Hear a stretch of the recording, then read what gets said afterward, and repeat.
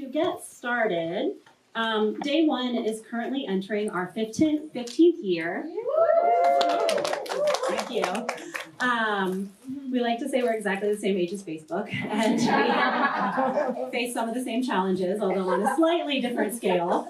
Our mission is to partner with young people in New York City to end intimate partner and sexual violence through preventive education, direct services for survivors aged 24 and under. All those services are free and confidential, and leadership development programming. So when we were doing our preventive education work over the course of the last 15 years, we started to see what statistics tell us, and it was really just confirmed through our lived experience, that about 1 in 3 middle schoolers are already dating, and about 1 in 4 middle schoolers are already sexually active, having some kind of sexual activity. And so when we were doing our delivering our intimate partner violence preventive education to middle schoolers, we knew that a small percentage of them might already be experiencing dating abuse, might have witnessed domestic violence in their homes, might have already started to establish unhealthy patterns or skills related to the relationships that they're entering in. And so we really started to think about how we could continue to push this work into younger and younger students. And during that time, believing in the power of preventive education and the possibility of true primary prevention, we really started trying to talk to folks in the community and see what people were doing. So this was all for day one about 2.5 years ago. And through those conversations, we started considering what kind of workshops we could deliver to kindergartners, right? What kind of workshops we could deliver to 3rd graders, to 5th graders. And through that, we started what is the recently named EPIC program. So EPIC stands for Elementary Prevention Initiative for Children. This is a photo of one of the classrooms that Jett worked with. And Jett, our EPIC program coordinator, came to us having written a thesis on consent education related to K through 12 programming. This is something that at the time was much more common in internationally than it was domestically, and that might still be the case, although certainly over the last couple of years, because of the media and because of growing attention to violence and sexual violence prevention in particular, we have seen an increase, a very dramatic increase, in fact, in interest in this very topic. So we've seen a real surge in interest both locally and nationally. Tonight's panel is really just about sharing some thoughts on social and emotional learning strategies that we think can help contribute to raising children who are better friends, who are clear and respectful of their own and other children's boundaries, who are prepared with the skills they need to build and nurture healthier relationships with themselves and their communities and their families and eventually their friends and partners. We also tonight are thrilled to be launching our EPIC Talks guide. It's the first guide that Day One has ever produced that's specifically written to speak to parents of young children. And it's really, the goal is to be able to support adults in having conversations with their kids about issues that can feel tricky to break down to an age-appropriate language, right? So those guides are available in the back. We would love to hear your feedback. We're really proud of them. We're really excited about them, and they're available to order for free from our website. So without further ado, let me introduce the panel. First, you'll be hearing from Tara Ryba. Tara is a native New Yorker, non-traditional learner, and 2-time graduate of Adelphi University, where she earned a BA in social sciences and an MA in adolescent social studies education.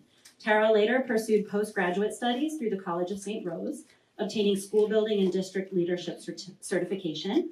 She is approaching her 13th year in public education, 12 years of which have been dedicated to service in the New York City Department of Education, where she gained a really unique perspective on NYC's students' diverse needs through her work in schools located in 3 of the 5 boroughs. Tara's work has been almost exclusively within communities of historically underserved and systematically disenfranchised adolescent populations. She's currently the Director of Social and Emotional Learning at the DOE, and prior to being appointed Director of Social and Emotional Learning in the DOE Citywide Office of Safety and Youth Development, Tara served as a teacher, dean, restorative practices coordinator, and as an assistant principal.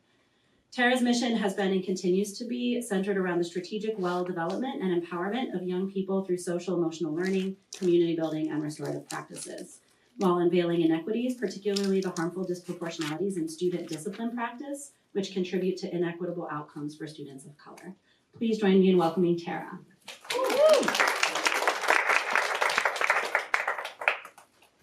Megan Pamela Ruth Madison is an early childhood scholar, activist, and practitioner based in New York City.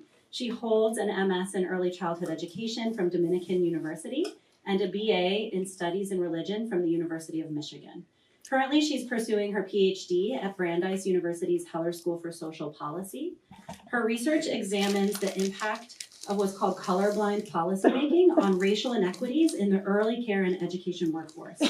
While she's not working on her dissertation, she works as a trainer for border crossers and for the New York Early Childhood Professional Development Institute, facilitating workshops for teachers on race, gender, and sexuality. Megan was recently elected to the governing board of the National Association for the Education of Young Children, the acronym of which I have no idea how to pronounce, so I dropped it out of the bio, after several years serving as a co-facilitator of the association's Diversity and Equity Interest Forum. Thank you for being with us, Megan. And what's that acronym? It's actually funny. It's totally regional. Now that I'm on the national board, there's some folks who say NACI, others say NIAC, some people say NICES. So if you've heard any of those acronyms before, you know how to reach Megan. And finally, Jett Bachman. Jett was born and raised in Brooklyn, New York, and earned a BA in Gender and Women's Studies from Pomona College in California, where they began facilitating workshops on consent and healthy relationships, provided peer counseling, crisis counseling, and served as an advocate for LGBTQ survivors through Title IX reporting, investigation, and hearing processes. As a result of these experiences, Jett wrote their senior thesis in defense of K-12 consent education as a sexual violence prevention strategy. For the past year, Jett has worked at Day One, building the Elementary Prevention Initiative for Children, EPIC, providing workshops to K-5 students, their teachers, and caregivers around consent, healthy relationships and communication, boundaries, gender, race, and sexuality. Jett also serves as the co-chair of the Sexuality Education Alliance of New York City, scenic, that one I do know how to say, advocating for comprehensive K-12 sexuality education for all NYC students. So thank you, Jett. So I'm going to moderate tonight's conversation, and I'm going to do so seated. We're going to start off with a question for each of the panelists. We'll then have a conversation that each of them can participate in, and then we'll have a time for Q&A at the end. So if you don't mind holding your questions for the end, we'll provide time for Q&A. Your work focuses a bit on comprehensive sexuality education. So could you talk a little bit about how comprehensive sexuality education supports social and emotional learning development and vice versa, how those things go together? Sure. Thank you. Ooh, look, I'm lucky. It worked the first time around. Speaking of social emotional learning, I am personally feeling a little overwhelmed in this moment, given everything in the news. So maybe let's take a couple deep breaths together. It's not a requirement, but an invitation. We can breathe in. That felt good. Let's do one more. Out. Hi. Good evening. So the work I do in early childhood comprehensive sex education is through the New York Early Childhood Professional Development Institute. And that's a long name. Our short acronym is PDI. We're based out of CUNY. Actually, our offices are just down the street there on 16 Court Street. And through PDI, I am a trainer on a team that facilitates a series of workshops for early childhood educators. So family childcare providers, preschool teachers, K-3 educators, around gender, sexuality, and family diversity. And our second workshop, Bodies, Curiosity, and Touching, really focuses on this comprehensive sex education in an early childhood setting piece. And all of our work is rooted in a framework we call anti-bias education. Anybody familiar with that framework? ABE? A couple folks, yeah, and not everybody. That's great, whether you are familiar or not familiar. There's a book, Anti-Bias Education for Young Children and Ourselves. Actually, I think a more updated version is set to be released in the coming months, so keep your eyes peeled. But that framework basically says there are 4 core goals that we have for all young children. The first is identity. We want every young child to know who they are and be proud of who they are. The second is diversity. We want all young children to understand that not everybody is the same as them and be able to form healthy, authentic, equitable relationships with people across lines of difference. The third is justice or fairness. We want young children to build on that innate capacity to say that's not fair when things aren't fair and understand power dynamics interpersonally and in society. And then the last one is activism. We want all young children to understand that we don't just have to accept things that are unfair, that we have skills. We can take action by ourselves or with others to make things that are currently unfair more fair. And so all of the work that we do is rooted in that framework that I think really ties beautifully to what you were sharing, Tara. Around identity, a lot of that work looks like early modeling and teaching accurate names for all of our body parts so that young children feel like, oh, this is my body, this is what it's called. I don't know if you've ever seen an infant discover their hand for the first time. It's awesome, right? They're like, oh my gosh, look at that, that's so cool. I can move it, it moves, right? We want to encourage young children, birth through age 8, to explore all the different parts of their body in that way and start modeling language for that. I think I did not grow up in a household where we were comfortable saying the word penis, for example, right? That was something we'd say penis. Or maybe even say private part, right? And I think unintentionally that gave me the message, even as a young child, that it was a part of my body that I should be ashamed of or that I couldn't talk about. And so we want to encourage early childhood educators and families to be able to name all of our body parts kind of in a matter-of-fact kind of way. Does that make sense? And that's a part of developing a strong sense of identity. Who I am, what is my body belongs to me. I know what all the parts of it are called. When it comes to diversity, it's about understanding that not everybody's body looks like your body. People have different bodies, and all bodies are cool. Not everybody likes or dislikes the same things that we like and dislike. And not everybody wants the same things for their body that we want, right? So it's like super granular at the early childhood age, just setting that initial foundation. Some people like to be hugged. Some people like to have a high five. Some people want to just wave. All of those are valid options to greeting one another in our classroom. When it comes to justice and activism, it's about practicing listening to what we call sometimes our belly voice. When we sense that something isn't right and that something isn't fair, we can listen to that voice and we can trust it. It's about talking about power and sharing power. So sometimes it's about our relationships and sometimes it's just about classroom dynamics. Who gets to decide how we're going to line up today or which route we're going to take to go to recess. The ways that we can, as educators, adults with lots of power in the classroom, can start modeling ways that we can share power over the decisions we're all making about how we're going to use our bodies. It's about consent, and it's about what we can do when we sense that something's not fair, like saying stop, or I don't want a hug right now, or asking someone, can I give you a hug right now? And if someone says no, listening, being okay with that and saying, oh, what else would feel good? Make sense? Cool, thanks. Thank you, Megan. And I really want to lift up and highlight something that you said. I think we're really, really trained with this idea of the golden rule, right? Treat others the way that you wish to be treated is called the golden rule. How much more value or valuable can you be than gold, right? We're just told that that's how you are good, is to treat others the way that you want to be treated. But really elevating this idea that everyone doesn't want to be treated the same way I want to be treated. And what I should be focusing on is treating them in the way that they wish to be treated, right? I think is so, such an important thing to elevate from the time that a child is born. So thank you. Jett, can you talk a little bit about how your consent education classes look in an elementary classroom, and a little bit about how you think this can connect to preventing dating abuse and sexual violence? Thank you. I'd be happy to talk about that. Yeah, so on the note of what you were just talking about, something really simple that I like to do in the Intro to Healthy Relationships workshops is ask all of the students who raise your hand if you really love being hugged. So this is something we do in our middle school workshops too. And then raise your hand if you really don't like being hugged. And then raise your hand if it really depends when you would want that, and if you're in the mood or who the person is. And then suddenly a lot of people who answered one of the first two are raising their hands for that.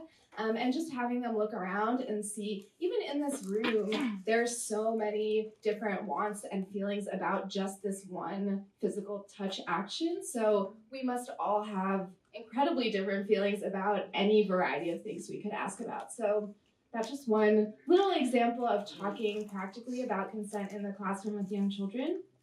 And I think that's something we often hear in consent education, or that I experienced in college around consent education, was defining this word, like what is consent? And then that being sort of the education that you're getting, which is not very helpful if you don't know practically what that looks like. So one of the things I really like to do with younger students especially is have them act things out and do skits and little role plays together. And one thing I like to do is have a pair of students come up and they're having a negotiation about something that is up to them. Speaking of power sharing, I try to give a lot of options in those activities, and then have another student who is sort of refereeing this conversation of like, if you see something coercive happening, you put up your red flag and everyone stops and we have to talk about what's going on that made you put this flag up. So I think beyond just defining concepts for young children and figuring out how do we scaffold this down in a way that you will understand it, but also realizing that defining words does not mean that you will understand the concept or how to use it. And so I think that's a really important aspect of this. And yeah, in terms of what do the topics look like, what are other things that I talk a lot about setting boundaries and practicing that. What kinds of things can we say when we're trying to say yes or no? What are body language or facial expressions we do? What are different ways you've heard your friends say yes or no? And something that's especially important to me is not in these workshops. It's not just talking about how can people better assert their yeses and nos or better communicate that, but also how can you respect when someone else says no to you? Because I think that that's often an aspect of this conversation, back to what Tara was saying, that we don't handle as well, of not just telling people you need to make it clear that you do or don't want something, but the other person has to listen to you about what you do or don't want. Otherwise, it doesn't really matter that you asserted. So I think that's one thing that in my consent workshops, especially with 4th and 5th graders, that we go through of how could you respectfully respond to your friend saying no to you? And does it mean that your friend doesn't like you if they don't want to hang out today? And what are some reasons they might not want that? And how can you find that out? So going through a lot of examples of what questions can we ask if we are in a situation where we feel hurt by someone asserting their boundaries too. Yeah, and I think really important to talking about how this connects to preventing intimate partner abuse and dating violence, that at Day One, I think we are all very conscious to recognize that this type of violence can be perpetrated and experienced by people of any and all genders, but that also we need to recognize that the vast majority of it is often being perpetrated by cis men, and asking ourselves, why is that the case? And what is it about how we are raising people that we expect to grow up to be men and people we expect to grow up to be women, and what is the differences in the messaging that we're sending them that is contributing to this? So talking to young children about gender roles in relationships is a really important part of this. I think that when we talk about how can we do consent education, sometimes we're acting like children aren't already getting non-consent education, which they are getting from everywhere, informally and sometimes formally. So I think that really thinking carefully about that, how can we send different messages than what they are already receiving, is really important. Yeah, and Megan, some of what you said I was going to mention about like naming. Say it again. Yeah, say it again. like being comfortable naming your parts of your body and talking about like what different types of touches you do and don't like, and normalizing that for young children so they don't feel like it's actually shameful to even mention their bodies. Because how are you going to assert your boundaries or talk about them if you actually feel awkward even saying like the names of things on your body? So I think that's part of it too. And on the note of practicing empathy, I think that something I do in my workshops too is talking about how can we read people's body language and facial expressions, so beyond just someone has to verbally tell you exactly how they feel about what's going on, but also how can you proactively be aware of how you're making somebody else feel? And it was my slide for the end, but I feel like I can show it now of this, an example of some reflections that that fifth graders in a workshop series wrote. So some of these are about their favorite activities, and a lot of them liked acting out and doing the role plays and getting to act out different emotions. But these ones that I highlighted were so important to me, of having me ask, what did you learn from this? And have someone say, I learned how to know if your friend is uncomfortable or not near you, right? Like that is so important, that you're thinking about that you're paying attention to it, that it's not all on the other person to announce to you that they're feeling uncomfortable. And these other two, I learned that you can say no to people even if they're begging you, like asking you over and over again. And when someone says no, it means no, which bears repeating. So thank you to these fifth graders. Yeah. There is so much more I could say always, but I think I'll leave it at that. Thank you. And I think that something that kind of resonated with me that you were talking about is that I feel like I was one of the really lucky ones that had like a talk at all, right? I did grow up in a family where I had the talk, and I had it once, and it was never to be spoken of before and never to be spoken of again.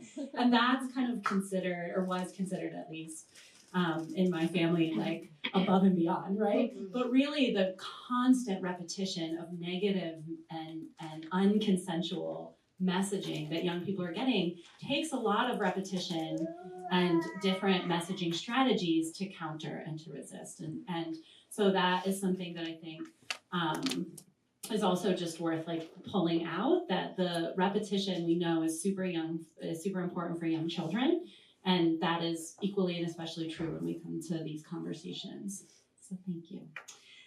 So why don't we start with whoever wants to share first. You can just flag me for the microphone. But I'm curious if anyone wants to share a specific moment or story that exemplifies what this work looks like in your experience. So one or two examples from your work.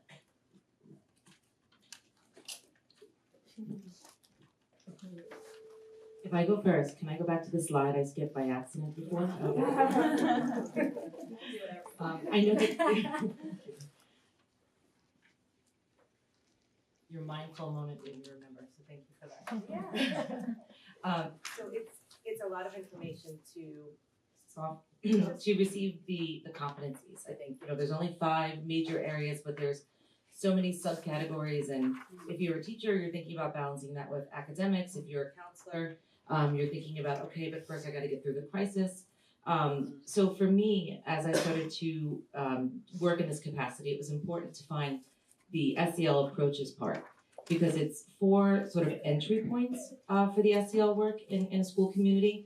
And once you see that they can look granular or kind of whole school, it made me feel more confident moving forward. So the first way is to have some sort of a program or curriculum where you're explicitly teaching SEL skills and instruction. And in my experience, we've had advisory programs. I've always worked in high schools and middle schools. I'm not sure how common advisory programs are in lower levels. I know they exist, but that is where you can kind of isolate and target those skills.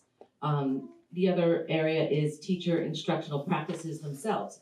So you're teaching the same content you would always teach, but you are being mindful to incorporate practices that encourage communication, cooperation, inquiry, sharing out with authentic audiences, giving kids choice in what they're doing, just creating a really comfortable, safe, and engaging learning environment, believe it or not, is social emotional learning in itself.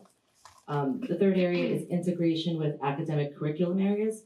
The really easy answer here is like an ELA, right? You're reading, well, first of all, always being very thoughtful about the content that you're choosing to teach, the messages, that you're giving. You have a lot of power as an educator, and some discretion. So making smart instructional decisions about what you're teaching, the resources that you teach it through. If you have an opportunity to use something which would include culturally or personally diverse students and families in your school, use that, making people feel included in the curriculum that they're learning. And also organizational culture and climate strategies. So that's really a whole school approach. There's a resource that you're going to receive after tonight's panel that goes through all sorts of programs that are approved from CASEL, which is the main organization we go through. And you'll see multiple examples of all of those different approaches. No one program is usually isolated in one area. Sometimes it dips into 2 or more areas. But you can get a look at what it looks like on a very small level and a very school-wide level. So in my experience, what the work has looked like is through circles. The school that I worked for was on every list, all the lists that you didn't want to be on: focus, priority, renewal. We were, just heading in a really dangerous direction. And part of that was because of graduation rates, and then the other piece was student discipline. We had some of the highest suspension rates in the campus that I was on, in the borough, when we were creeping up on the citywide radar. And we were voluntold by the Office of Safety and Youth Development, here's some money, you're gonna go get some training with Morningside Center for Teaching Social Responsibility on restorative practices. So we learned the circle process, and it wasn't just for restorative purposes. In fact, our community right away, once we started doing circles, realized if we do this preventively, and we kind of take our school's core values and other character traits and social emotional competencies, and we do them before the fight happens or before the holidays hit and everybody goes bonkers, and we started to do that in advisory classes, and then we do school-wide events. I don't want to say once a month, but I would say at least 4 times a year, where we would pick a theme or topic related to culture. And we would do a school-wide circle simultaneously. So everybody in the school was doing the same circle at the same time, just in their own room. We would pair up adults. And then we would do some sort of culminating activity, like an assembly, a student-led assembly, or performance, or some sort of gathering. So to me, to say all that, is a community building is a huge part of social emotional learning. And it's where I honestly believe that the school that I worked at turned around and is now on the RISE program, out of the renewal program, because of the community building and the work that we did in the area of social emotional learning.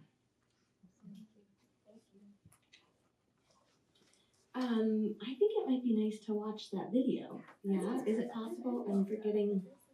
So Okay. I can go get, do I need to get Lindsay? Yes, please. We can go get Lindsay, and maybe, do you want to share an example while we get Lindsay? Yes, I can do that. Great. We've got a plan. All right. So we're gonna show a video, but we need help with the volume. Yeah, wow, there are so many anecdotes I could tell about what this work looks like, but I think that the slide I showed last time is one example of just hearing students reflect at the end of a workshop series on what they have learned, especially students who are at an age where many adults think that the topics that we're talking about are too complicated or too nuanced, or that it's going to be difficult to facilitate conversations on them, and just to go through the process with the same group of students through multiple workshops and see them reflect like that in those serious ways on what we've been doing. And I also make it a practice to ask students towards the end of a workshop series to submit anonymous questions that we can discuss in the closing workshop. And often in the 5th grade classes I work with, the questions come up around sexual assault and harassment when that has not been the focus of the topics we've been covering. And so even hearing that and knowing that to them, this is obviously, the consent education they're receiving is obviously related to this, even though those are topics that they supposedly are too young to be talking about or thinking about. Oh, sorry. Oh, no worries. I didn't think that would happen. This high-tech It should come back in a few Okay, I seconds. can also probably talk loudly, but It'll surprise you when it comes back on. Let me make sure. yelling at all of you by mistake. Sorry, everyone. Thought I knew what I was doing. We're sure you do. That's okay. Alright, yeah. Hello. If I do it this way or that way?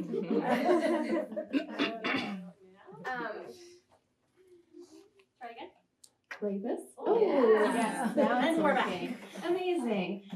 But I think that just having students reflect back to me that they understand the context within which this education is happening, even if it has not been explicitly said to them, to me is a sign that those connections are being made and it's doing what it's supposed to be doing.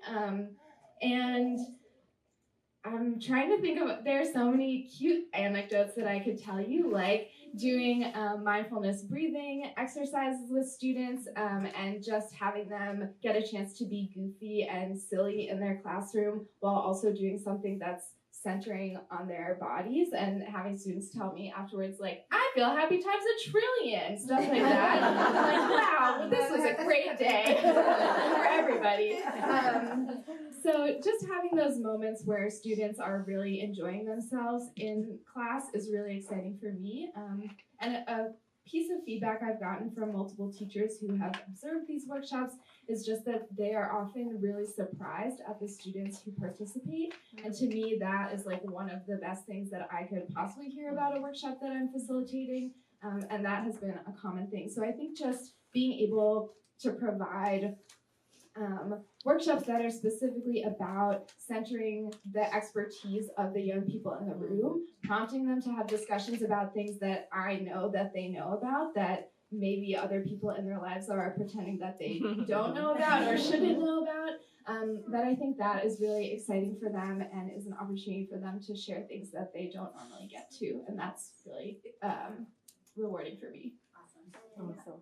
Thank you. And that makes me think too just about how different kids learn differently, right? And through different strategies. And so like really learning through social and emotional learning, as we know, like connects to academic success too. That the ability to be in safe and supportive classrooms can contribute to young people academically. I wanted to just, before we watch Megan's video, I wanted to just lift up and say thanks for the note around the teacher instructional practices. And I think we'll come back later in the conversation to a couple of really specific things that folks in the room can integrate into your practice or your day like right now, like by 7:30. But I think a lot of the so my work is almost exclusively with adults who work with young people, and a lot of the conversations that I have with adults in both the DOE but also all kinds of other institutions center like what are we doing to model these healthy relationship skills that we're really advocating for these children and young people to learn, right? How are we modeling healthy relationships with our colleagues who they see us interact with every day? How are we modeling maybe the things that we're telling them they shouldn't be doing unintentionally and through our relationships with our colleagues and other staff? So thank you for noting how these strategies can be integrated into just kind of everyday conversation, and we'll come back to that. So I'm going to pass the microphone back to Megan, who's going to introduce this video, and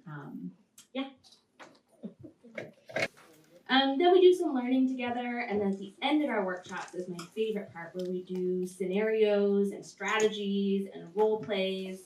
Because a big challenge that often comes up is like, okay, Megan, I'm on board, but what does this look like? I've had zero modeling in my life or in my master's degree in education. How am I supposed to imagine what this could look like?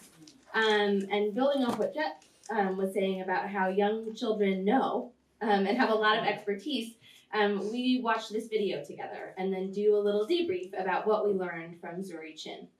So now we're going to listen to Zuri, and then maybe we'll have some time to debrief and reflect on what we learned from Zuri. Hi, this is Yuri, and this is my mama, and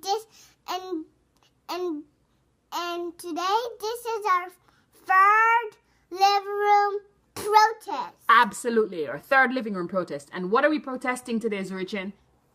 For picking up. For picking up, as in you don't like when people pick you up, or you like when they pick you up? Yeah. Yeah, what? You don't like it?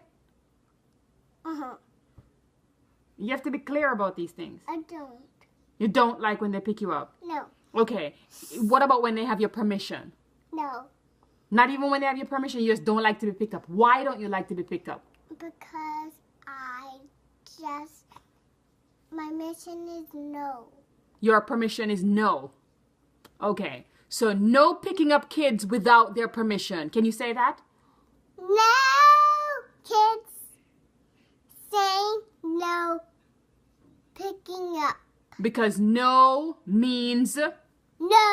no means no. So don't pick me up without my permission, even if I'm a kid. And I also want you to stop when I want you to come, and when you touch me, I will say yes. Okay, so when you say yes, then it's okay to touch me. Yeah.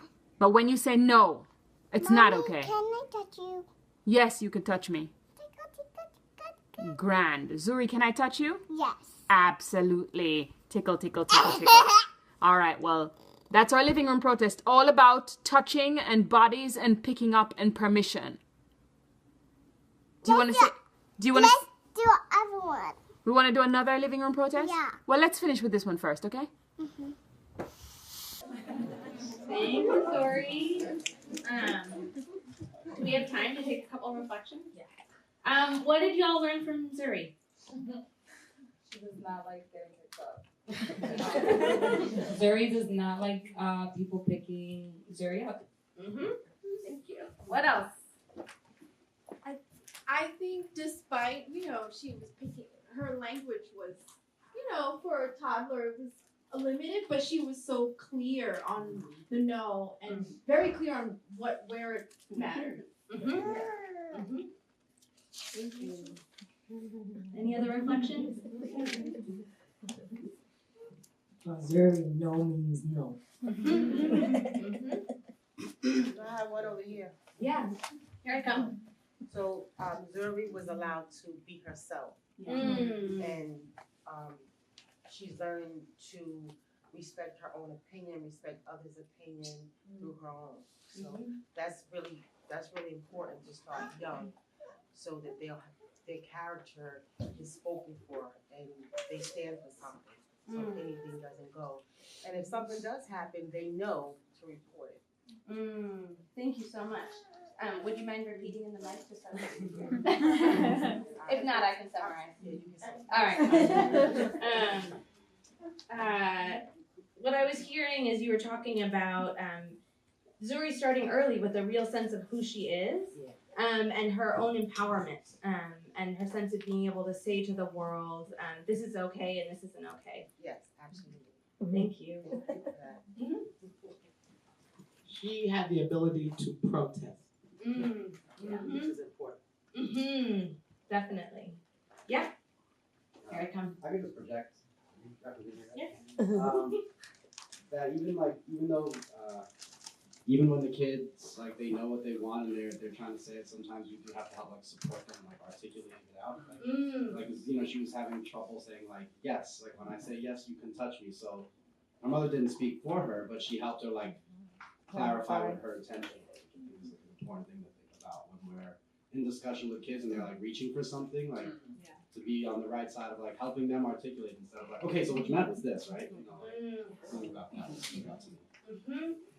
Yeah, so Zuri clearly has within her the capacity to understand and articulate these concepts, and there's still a role for the grown-up, right? We still have a role to play. Thank you all so much. Yeah. Can I share something? I think that building off of what you just said in the back, I think that something that's phenomenal about this video and other living room protest videos that I've seen is the amount of patience that the adult shows and just really letting Zuri work it out, and and offering that support that she needs to be able to like find her words or like figure out what she's saying really takes deep listening and quite a bit of silence. I think we have a tendency to like cut children off really quickly. And so just, well, what you mean is, or, like, I'm sure none of us would say this, but the feeling that you can get watching is like, kind of spit it out, get to it, get to the point. What's the point? What are you trying to say? And that at this age, it takes a while, right? And the Stacey Ann Chin was so patient in just letting Zuri kind of sort through that. That was my example. That's Oh, great. Yeah, of course. Also, if you go to this YouTube channel now, Zuri is at least 3 years older and is articulating right around some of the same concepts, but so much more clearly and like with so much more complication around like what is being articulated. So I think that is amazing to watch, of like, if you have these conversations supported on a consistent and ongoing basis, the amount that you can articulate when you're 7 years old is going to be really amazing. Yeah. So this was Living Room Protest number 3. I strongly recommend number 46. It's also really great. I haven't watched the whole series, but I actually use number 46 also in some trainings.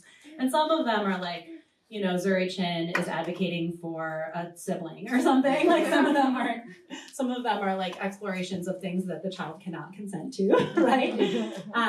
Which is also really useful. But I think the growth, thank you for pointing that out, the growth is phenomenal. Can the three of you talk a little bit to what challenges have come up in doing this work, or what kinds of barriers you might have faced in delivering these programs? Okay. Well, in the DOE, I think there's always 2 classic problems: time, or 3 maybe. Time, money, and space. And particularly with the work of circles, it requires a certain setup of space, so that's some small challenges. But when I was interviewing for my position, the people who were hiring me were kind of saying, well, if you were a principal who was voluntold that you have to do this program in addition to everything else you're doing, how might you respond? So, I think that what I've arrived at saying is that instead of looking at it as something additional to do in isolation, which can be a really big challenge, really just trying to find what you're already doing and find a connection for the work there. Starting really small versus trying to transform the culture of your school and the identities of students overnight or in a short period of time. There's no broad sweep. It's all about small, granular changes that can be building blocks on each other over time to make something that's sustainable. So I think the biggest challenge is people feeling like they have to do something that's whole school and see results right away. So the biggest challenge is, I think we all can agree, this work takes a lot of time to show changes, behavioral changes in young people. But it's so worth it when you see that smallest piece of growth. So stick with it and don't take on too much at once and don't give up too quickly. I think one of the big challenges I face in myself, in the workshop space, in the world around this, is shame. And I have a mentor, a really incredible anti-racist educator and social worker friend named Bonnie Cushing, who taught me that shame can be thought of as an acronym for should have already mastered everything. And I see that a lot in this work. And it manifests in different ways in different communities. Sometimes it manifests as silence or avoiding these conversations because we're like, oh my gosh, if everybody's already figured this out, but I don't know what's going on, I don't want to embarrass myself by showing somebody that I don't know this stuff already. Or in other communities, like this over-performance of like, oh, well, we're good progressives. We know all of this already, right? And it's at the root, it's the same thing. At the root, it's afraid of being seen for our raggedy, messy edges, the stuff we don't already know. And so one way, that at least it helps me is just to be honest about it. And to acknowledge that like we don't have to be perfect to try. And when we start trying, we learn about strengths that we didn't know we had, and also our areas for learning and growth. And when we try and we learn, we find those like gaps, then it's an opportunity to actually start learning some more information and acquiring new skills. But we can kind of let go of some of that shame. Yeah, I mean, I think a really big challenge of doing this work is that it is not just about building skills among young people, but about changing the culture that we're all stewing in, and that is a huge task and feels daunting at times. But I think more concretely, some of the challenges I've faced in rolling out these workshops, particularly among elementary school students and teachers, is interestingly, I've gotten no pushback around talking about consent among elementary school students, but I have had no one request topics around gender norms in relationships or around LGBTQ identities. So this idea that these topics are not appropriate for this age group when we know that students are learning about street sexuality from the moment that they are born, for the most part. Oh, I just lost something that I feel like was a good point. But yes, the topics that are not requested, that people feel like are not appropriate for this age group, I think that is a challenge. And I have had a situation in one of my workshops where students, I give them scenarios around harassment and discrimination, and they do role plays about how would they intervene or support someone in this situation. And they came back to me with one of the sheets, and they're like, this sheet has the G word on it. And I was like, what word are we even talking about? And I was like, I don't know. And they were talking about the word gay, which apparently they have been told is a bad word that is like not appropriate and don't say it. And so I think this comes back to the shame, the idea of shame being a huge barrier to doing this work, which is that often when we are trying to send children a message that is like, we'll talk about this later, or you'll learn about it at some point, that we end up sending the message that this thing is actually shameful and you shouldn't talk about it and you shouldn't be thinking about it, and that can be really damaging. So I would say that is definitely a barrier in delivering this work, but yeah. Thank you. I haven't heard that story before.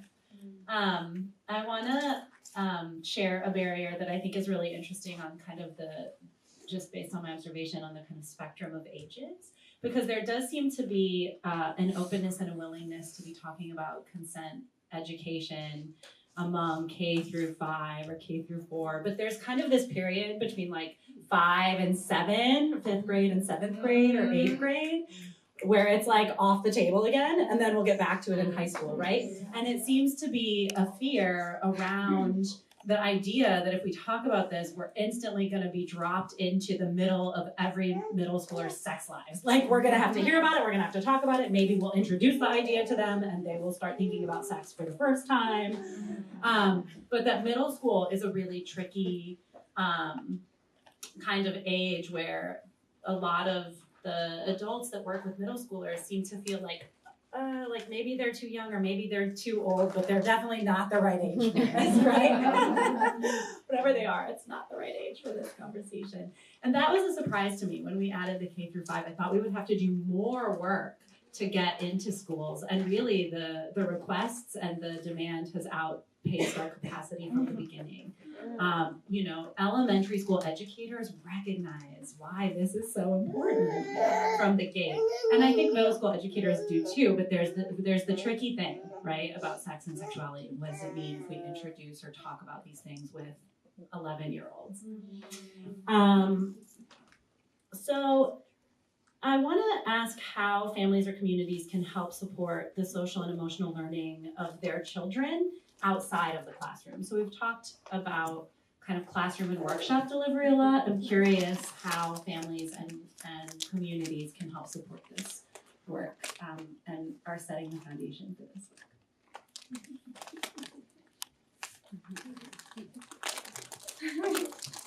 So I think 2 programs that I've worked with in schools that we did a piece for parents.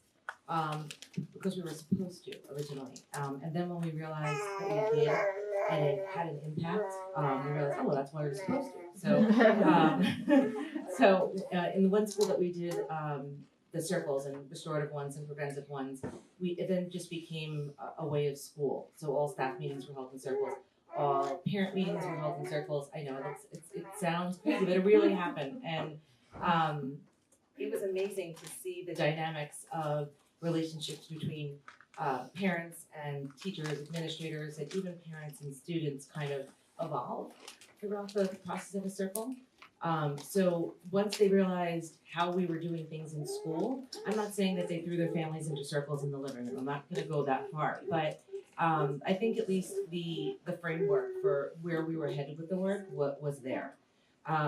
Similarly, in another school, we did the Yale Center for Emotional Intelligence Ruler Program, and one of the 4 anchors of that is to create class and school charters. So it's which is going to go into another question that you were going to ask later, but it's kind of students putting input into how their classrooms will run, essentially, instead of being given a set of rules.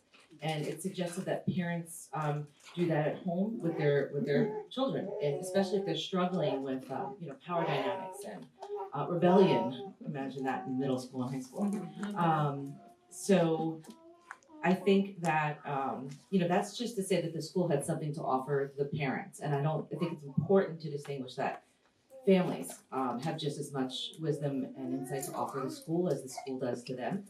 So once again, going back to that circle process, which is very equalizing and sort of a protocol that's safe for people to share and contribute equally, was really important to me in the work that I did with them.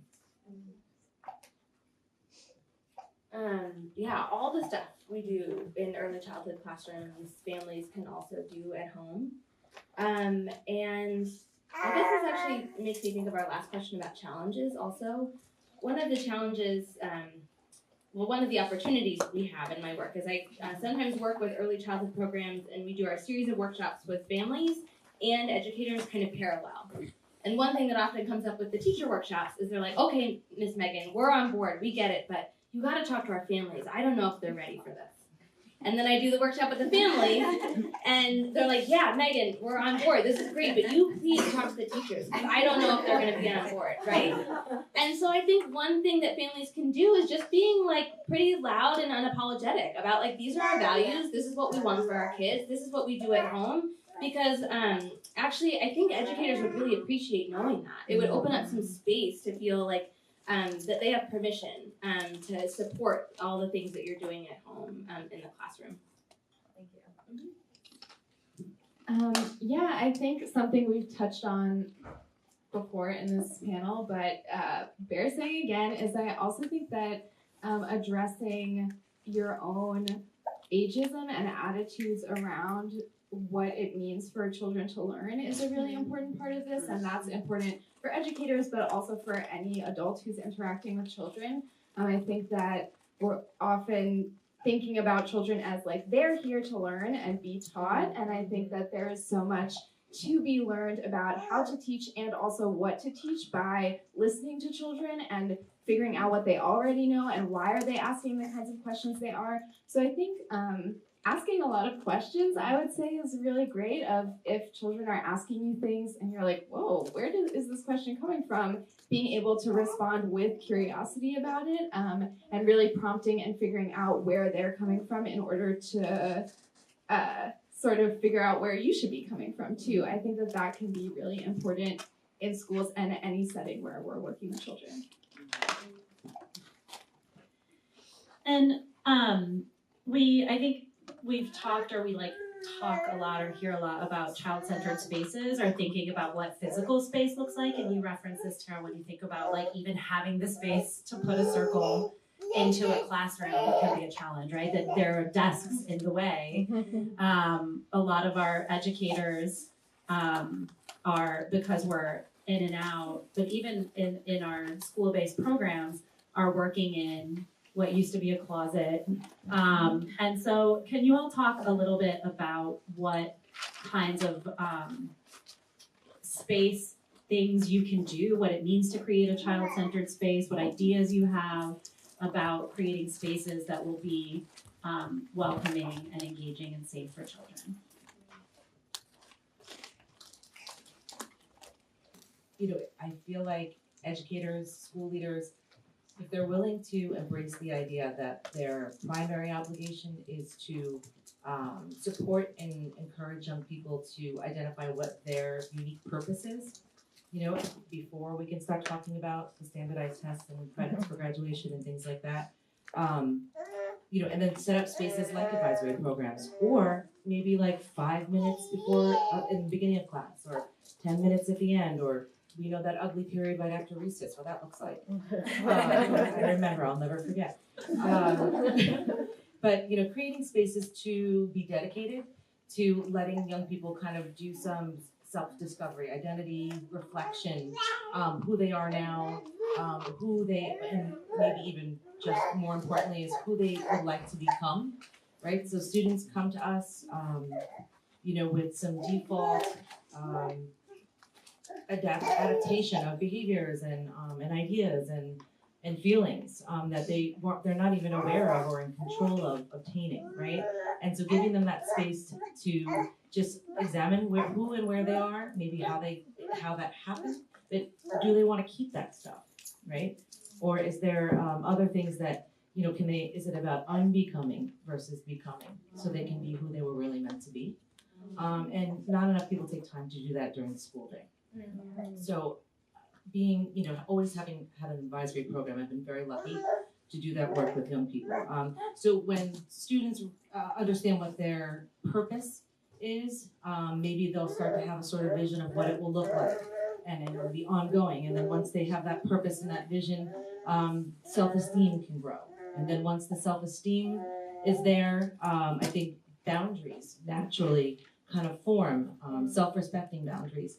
And that's when consent, to consent or denial of consent can be given to things that do and do not grow that person. So for me, that space in school was providing them either with advisory programs, or if we can't go that far yet, start with 5 or 10 minutes of class. It just needs to be consistent. I like to call it like a ritual. There's a quote, if I could read it. Yeah, please. Ceremony and ritual give order, stability, and confidence to children whose lives are often in considerable disarray. And that's not to say that every child comes to school with their life in disarray, but some of us, all of us sometimes do, right? Even a teacher can come to school that way. So what I mean by ritual is brief but daily, right? And interconnected. And again, it can be 5 minutes, it can be 10 minutes. So nothing that's gonna, you know, revamp the whole school, just what one teacher can do in their own classroom. I'm thinking about what you said, Tara, about teachers having so much power, and also about every group of children needing and wanting different things.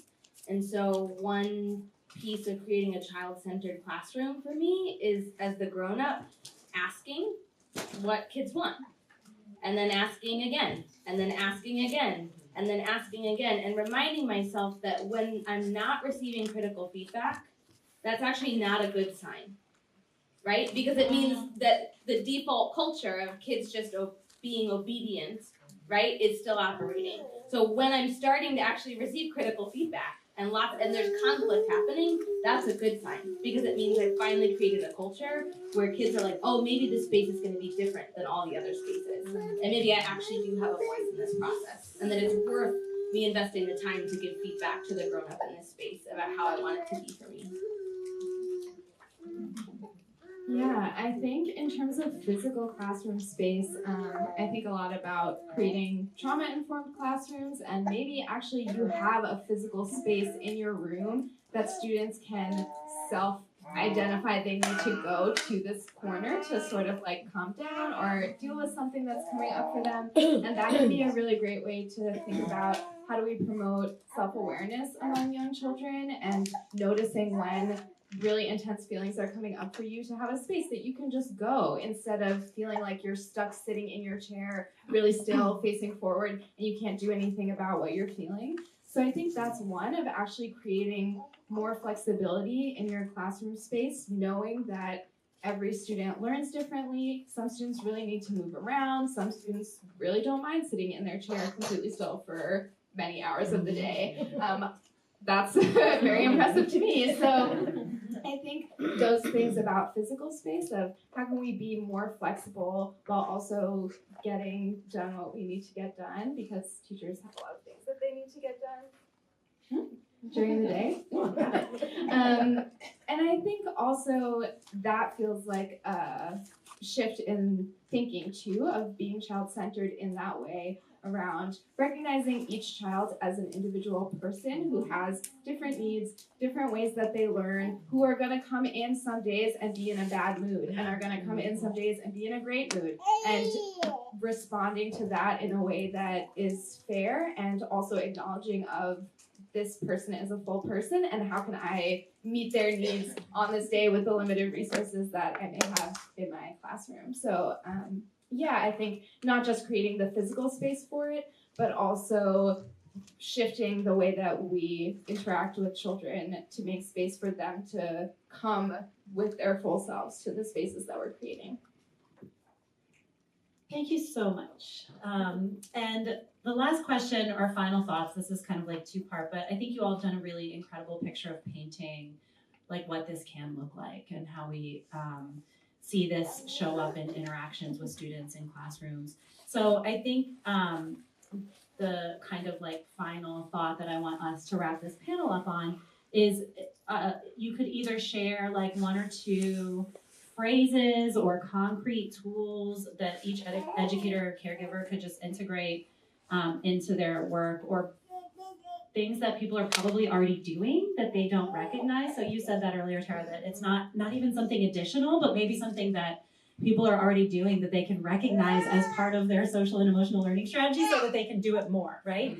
And then, so that's the first part of my question. And then the second part is, are there any thoughts or like burning last things that you really wanted to share that these questions didn't get to, but you think are really important to express before we leave here?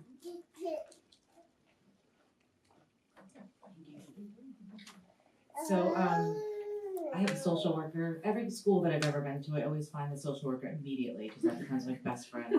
I just think that there's a special gene you have to be a social worker and a principal. They have very different genes, and I really value and respect them. So one social worker was very famous for having a quote for everything, and it really impacted my practice. So one of them is, maybe the journey isn't so much about becoming anything. Maybe it's about unbecoming everything that isn't really you, so you can be who you were meant to be in the first place. I mentioned that before. The second one, your relationship with yourself sets the tone for every other relationship you have. And you teach people how to treat you by what you allow, what you stop, and what you reinforce. This, has to be taken with a grain of salt. I do not intend in any way to say if somebody has been harmed, that it's their fault. It just, when we're talking about preventive social emotional learning, I think keeping that in mind and being cognizant of it can help us adopt behaviors in our everyday interactions that can be more assertive, if that makes sense. And I guess just the last piece is, having done this work in different angles, I think as a professional community, it's important to try to synthesize all the available research that's available for brain science, trauma-informed care, culturally responsive and inclusive pedagogy, and social emotional learning. I don't think doing any one of those things in a bucket is going to bring the changes that we need to see in school and beyond. So it's important because I feel like there's so many great people in each of those areas, and we're not merging everything together. A phrase I really like is, "That is a great question." Because it buys you enough time to take a deep breath, right? And to figure out, do I know the information? Do I know the question clear enough? Do I want to respond now? Do I need to take some time to think about it? Do I want to investigate together? Do I want to talk to mom or dad or grandma first, right? But you can always start with, "That is a really great question. Thank you for asking me." And so that's a helpful thing you can just keep in your pocket. Another one that I've been practicing is, can I give you a hug? And I've literally had to practice, can I give you a hug with my hands in my pockets, right? Not, can I give you a hug, right? Can I give you a hug? And really like taking a beat, like a deep breath to wait for the response. And I'm still practicing. I get it right probably 30% of the time. But like it's one just kind of daily practice because it's something I can do 3, 4, 5 times a day, and it does get easier over time. And even if you find yourself not being able to model consent all the time, even if you find one little practice to integrate into your day, young children pick up on that. And you can even ask, you can be explicit and be like, you know, Miss Megan's really working on asking people if they want a hug before she gives them a hug. Can you all remind me?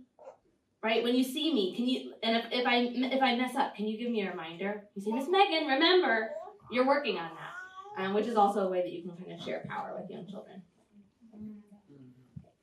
Yeah, on that note, I would say this is not so concrete and more all over the place, but that the step one, I think, is to work on yourself. And if we're going to try to be intervening in messages that young children are receiving that are harmful, that are negative about relationships, that works out.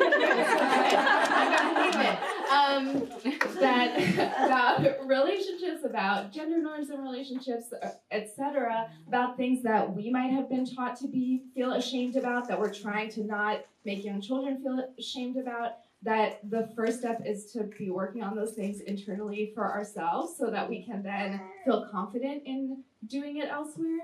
And I think to that about pausing, being honest when you don't know something or when you're like, I need to look into that question.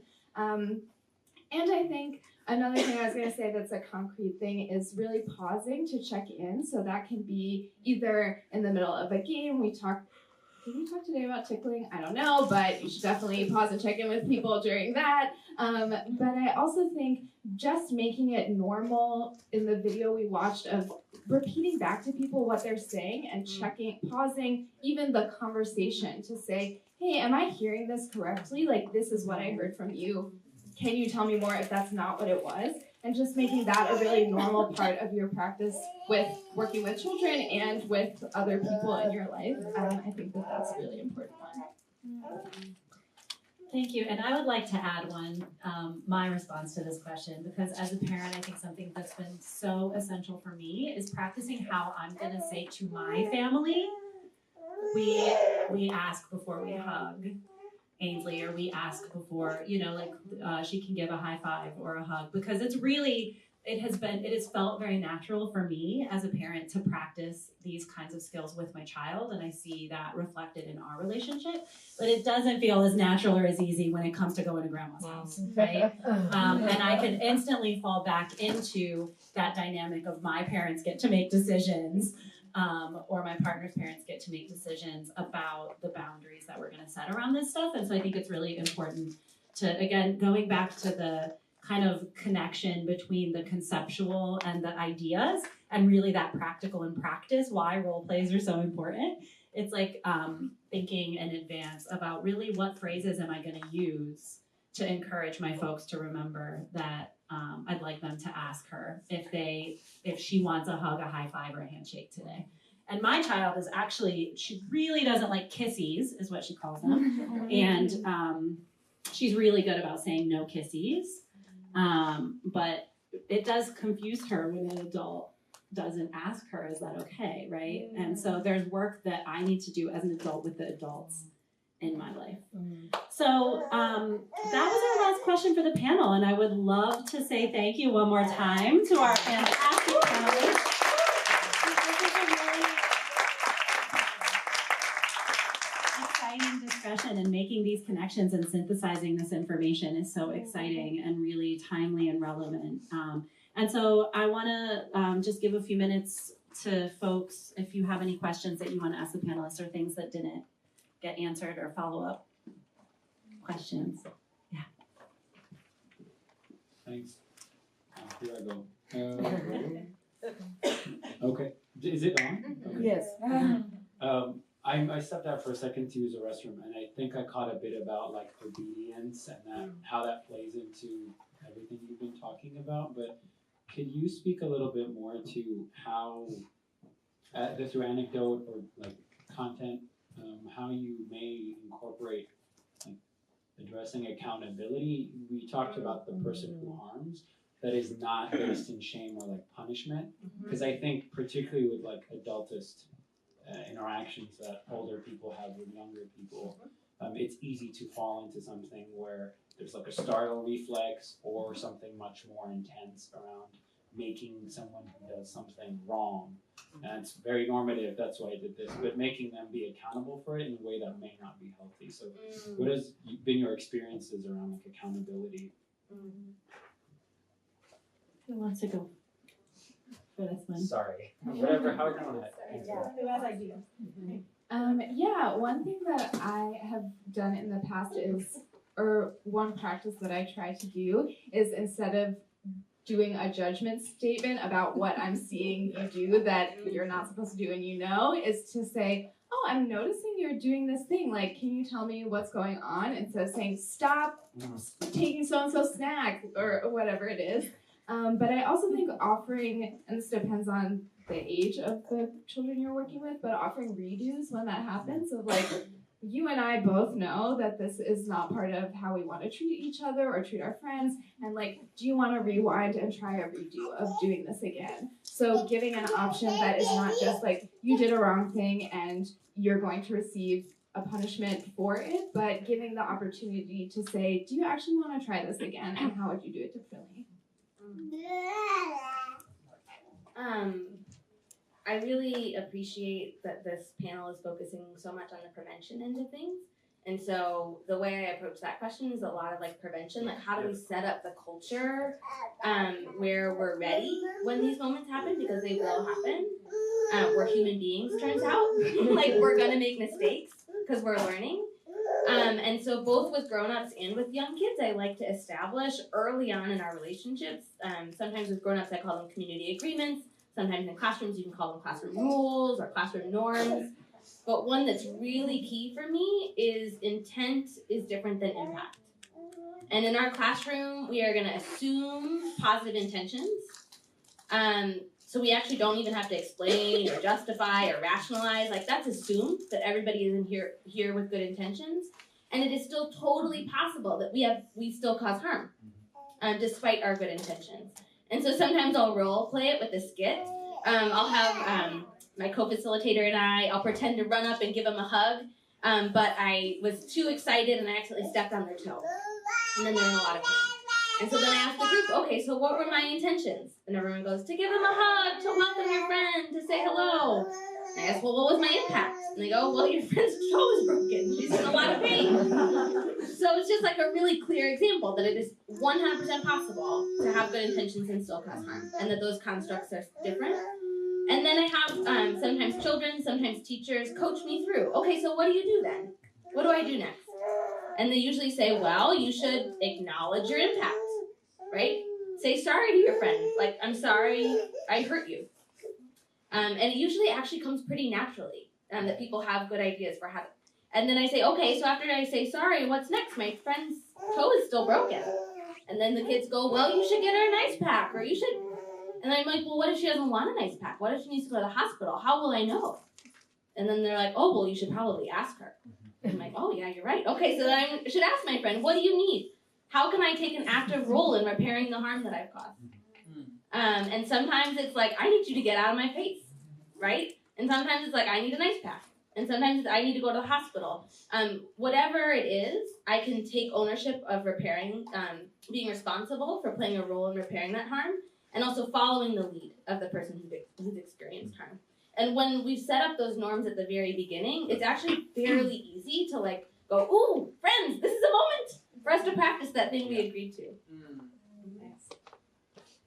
Well, you two basically said it all when it came to that. I'll just add that the process that I've used to do exactly what you just described is restorative conferences, conversations, and circles. And something that's interesting about that process is that a part of you have to ask the person who did the harming, what supports they need to be able to adhere to the agreements that they've made, right? Because a lot of the time it is about impact versus intention, or somebody, and then having a good intention to wanting to correct that behavior, but they may not be there on their own. So I just think it's about adult support on both ends evenly and consistently, and follow-up is the key. Because you can do a circle for 2 hours and it looks like world peace. Check in a week. Check in, or maybe don't wait a week. Check in 2 days. But you really nailed it.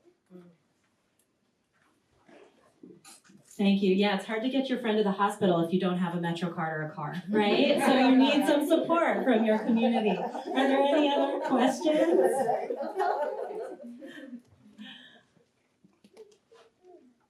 Thank you all so much for spending your evening with